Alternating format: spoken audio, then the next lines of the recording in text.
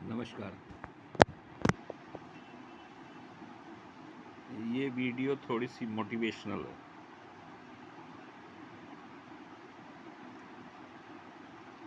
बच्चों के लिए है। ये वीडियो थोड़ी सी मोटिवेशनल है।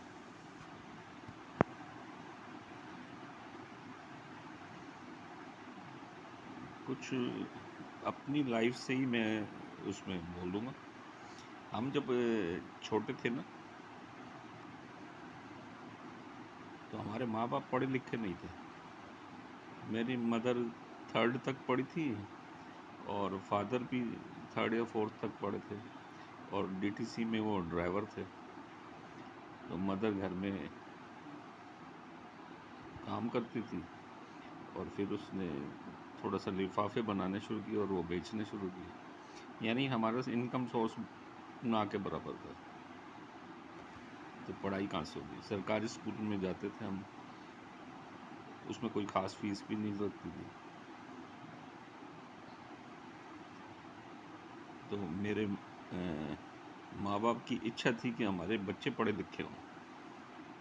अगर हम पढ़े लिखे नहीं हैं तो हमारे बच्चे पढ़े लिखे हों। तो किसी आदमी से उन्होंने सलाह मांगी, तो उसने उन्हें एक आदमी बहुत नेक था, उसने उन्हें सलाह दी कि आप पढ़े लिखे नहीं हो ना, पढ़ाने वाला तो पढ़ा लिखा है ना, तो ट्यूशन डालो इनको और छुट्टी मत कराना पूरा साल। जो 2 महीने की छुट्टी होती है ना, वो भी नहीं करवानी। ये बात उन्होंने अपने ना दिमाग में गांठ मार दी कि इनकी 2 महीने की जो छुट्टी होती है वो भी नहीं करवानी, जो इतवार की छुट्टी होती है वो भी नहीं करवानी। इन्होंने रोज़ जाना है 365 दिन स्कूल इधर ट्यूशन पढ़ने, और हमें वो भेज देते थे ट्यूशन पढ़ने। हम ट्यूशन पढ़ के आते थे। अगर घर पर नहीं पढ़ते थे तो मेरी मम्मी सोटी उठाती थी और लाल ऊपर से नीचे तक लाल कर देती थी हमको, अगर हम कहना ना माने या किताब ना उठाएं तो। उसका ये फ़ायदा मिला कि हम पढ़ लिख गए। ये फ़ायदा मिला, पढ़ लिख गए। दूसरी सबसे बड़ी बात ये थी कि हमारी ज़ुबान बहुत साफ थी। हम कभी किसी लड़के के साथ खड़े नहीं मिलते थे जिसकी ज़ुबान गंदी हो, जो गालियाँ देता हो, लड़ाई झगड़े करता हो।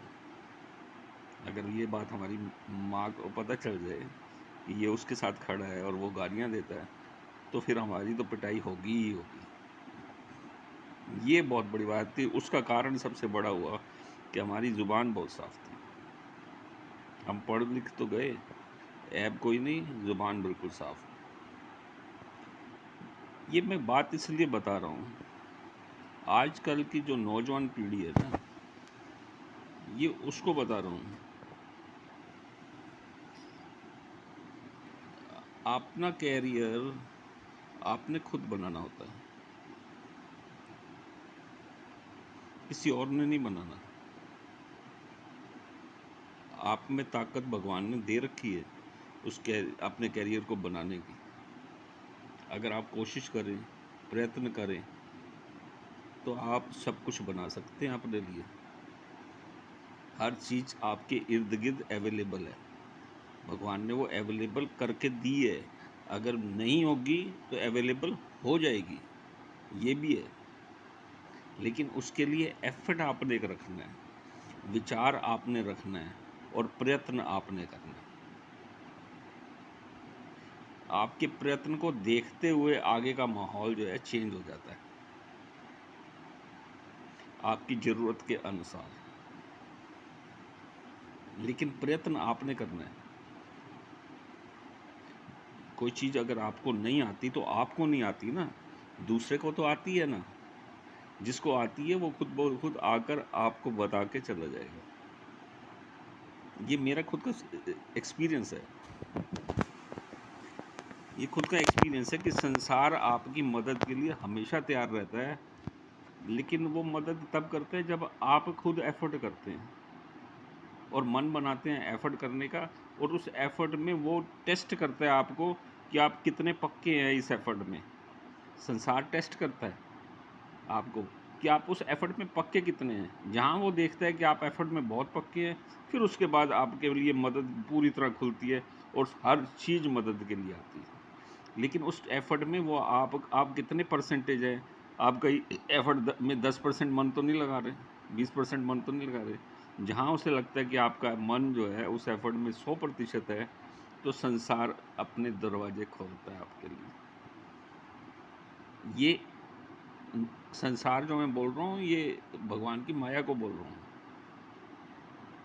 भगवान की माया को बोल रहा हूँ। वो हर एफर्ट करने वाले का एक टेस्ट लेने के बाद में इनाम देती है।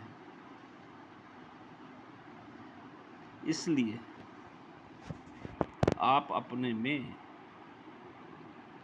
कॉन्फिडेंस रखें। आपके पास कुछ नहीं है, कोई बात नहीं, बना लेंगे। नहीं है तो आप जीरो से चालू नहीं होते क्या? जीरो से भी तो चालू होता है आदमी। जीरो के बाद 1 2 3 4 आता है ना, बनाता है ना सब कुछ। तो आप ये लेके चलो कि हमारे पास जीरो है और हमने 100 तक जाना है और खुद अपनी मेहनत से बनाना है, और हम बनाएंगे, और हम बनाएंगे भी, और भगवान हमारी मदद भी करेंगे, क्योंकि वो मदद उसी की करते हैं जो कोशिश करता है।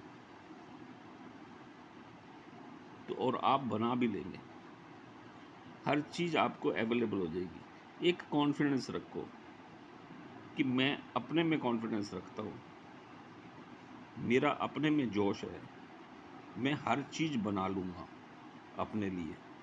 और आप बना तब पाएंगे जब आपकी कंसंट्रेशन पूरी उसी एफर्ट में होगी।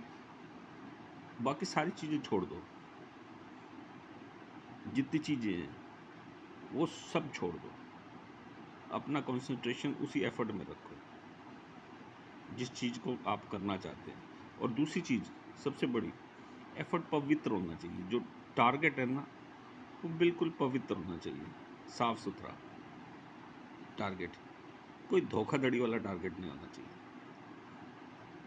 साफ सुथरा टारगेट होना चाहिए, बिना लोभ का, बिना अहंकार का टारगेट होना चाहिए।